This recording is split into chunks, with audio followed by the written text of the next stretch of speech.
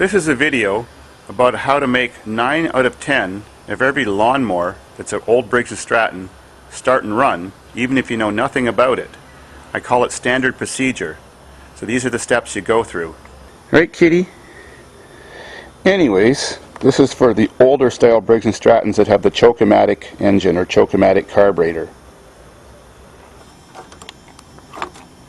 The choke-o-matic carburetor is one that doesn't have a primer bulb, it doesn't have a carb bowl, and it doesn't have a separate fuel tank like one mounted someplace else. Tank is underneath, and when you touch the choke and open it, it closes slowly and automatically. This choke comes on every time you shut the engine off, whether it's hot or cold, whether it needs it or not. So, step one. You know nothing about this lawnmower? You just pull it and feel the compression. On this one, the compression felt good. If it has a safety handle, make sure that's squeezed when you're pulling this, or else the brake will be on and distorting your perception. You're also feeling if the engine feels a little bit seized up or something like that. If the compression feels good, proceed to the next step.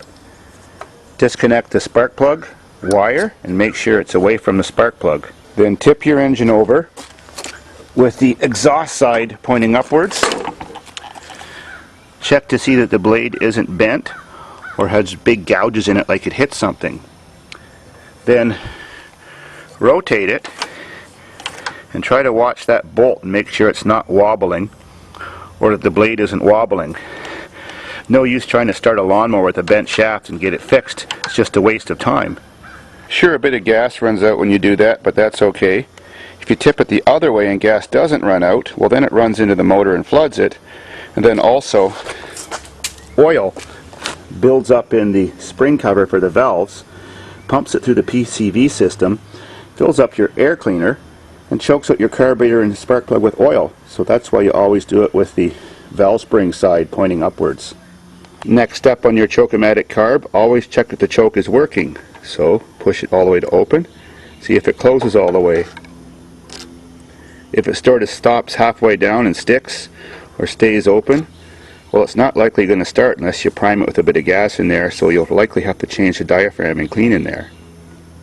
Never attempt to start a choke-o-matic lawnmower, which means automatic choke, without the screw in part way. The screw goes right into the gas chamber of the tank, and if you try to start it, too much gas comes out that screw hole and floods your motor out, and also it can't get the right amount of choking when that hole is open. Next, check the condition of the gas. Smell it. That smells fresh. If it smells stale, dump it out. Then find a spot with some good light, wobble the tank back and forth, and look for blobs of water in the bottom. If you see that, pick the whole lawnmower up and dump it out too. And time to check the oil. Well, in this model, the maximum depth is at the top of that dipstick when the dipper is screwed in. If you have the other model that has the cap down here, you fill it up to the top line of the opening. Almost any small engine, including this model, uses 1/2 liter of oil when it's completely empty if you need to refill it or change your oil. Now check that the throttle's not stuck and that it functions correctly. That the spring is attached. That's the governor spring. If it has a throttle control, check that it's functioning. Now very often when you get a lawnmower, someone's tipped it over and rotated it the wrong way and the air filter has filled up with oil.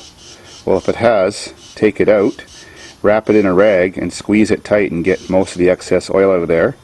And if it's really dirty, of course, clean or wash it or replace it. Remove the spark plug and check its condition. If it looks like the one I just took out of this mower, don't use it. It's probably shorted. It can be really old like this, but still perfectly good. It's not fouled up. Now check for spark. Put the wire on and set the base on something metal and rotate it so that you can see the gap.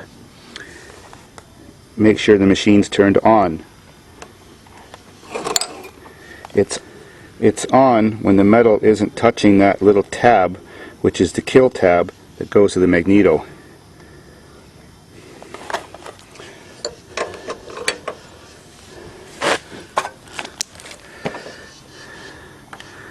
Then give it a fast pull and watch.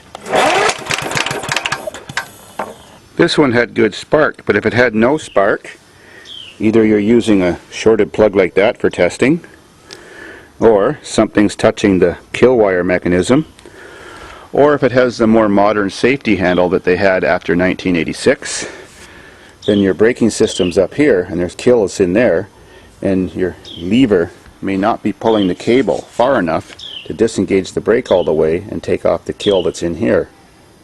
In very rare circumstances, the magneto may be bad. This is the magneto. On Briggs & Strattons older than 1982, they don't have this extra little button there, this piece of plastic here. That's the kind that uses points and condenser that's under the flywheel, and very often if they don't have spark, the points need sanded and reset and blown a little bit. To know the year of your Briggs & Stratton engine, there's 3 sets of numbers, and the last set of numbers, the first 2 numbers is the year it was made. This is 84. So for sure it has an electronic ignition magneto, or magnetron as they call them. They're very dependable. These electronic ones do go bad, not very often, but a little bit more often than the old-fashioned kind that aren't electronic. If all is okay, reinstall the plug. Not too tight, those are aluminum threads in there. Now if you had no compression, it's probably 2 reasons.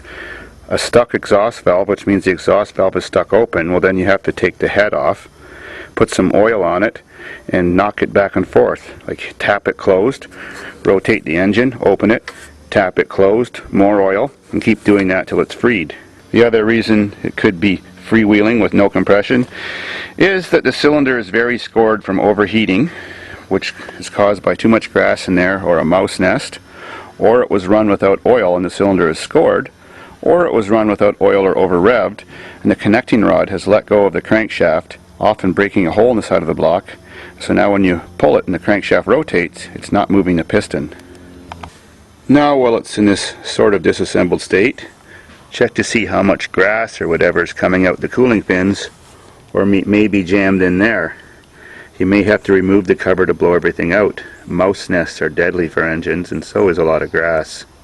Check to see that the recoil recoils smoothly. Well, this one has a broken spring, but that's another video. If it doesn't, well, take it apart and oil the spring mechanism, or the shaft on the top pull Briggs & Strattons, the shaft underneath the ratchet. Don't use motor oil, use automatic transmission oil, 3-in-1 oil, or electric motor oil. Now that you're sure the shaft's not bent, compression seems okay, choke is closing, screw is in, you've got spark, decent spark plug, enough oil, you've got fresh gas in it.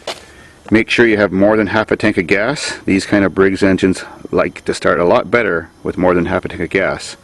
Well, your next step is the trick to make them start easy. Give it a tip up like that, spark plug always pointing towards the ground, for about 2 or 3 seconds. That primes the little sub chamber in here with extra gas under the carburetor. Do that every time you cold start a Choke-O-Matic Briggs & Stratton. Now it's time to start it. Always do it the very first time when it's an unknown engine with the air cleaner cover off so you can see how well the choke's working. If you start it and the choke doesn't open up, it just keeps chugging and making black smoke, well then you need to change your diaphragm in here and make sure that it was assembled properly. Some people have the little spring in there on the wrong spot. Also make sure that when you shut the engine off, the choke recloses again. So let's go for it.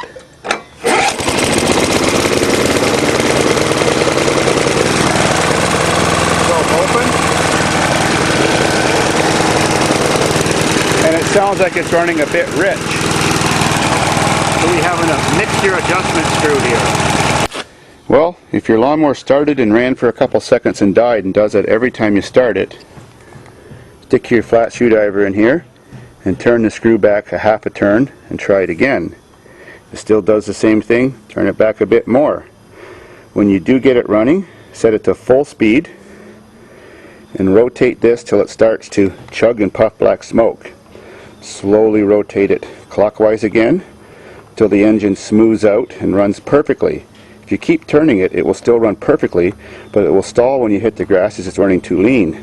So rotate it back till just the point where starts to chug and make black smoke, and then rotate it between 1/4 and 1/8 of a turn in the run perfect range and stop there. If you go to start it next time and it starts and stalls, well, turn it back 1/8 of a turn counterclockwise. May fix it just right.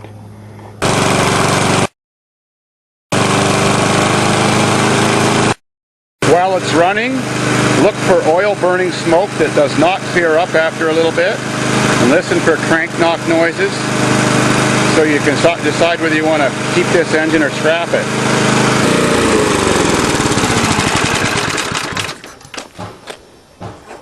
If you want to increase the speed that your lawnmower runs at for more power, just cut off a couple little winds on this governor spring, bend a new hook on it, and the shorter that spring is, the faster your motor will go. Please don't make it too short, you could blow up your engine. Well, that's all your basic tricks you need to know to get a lawnmower running, at least this kind of engine.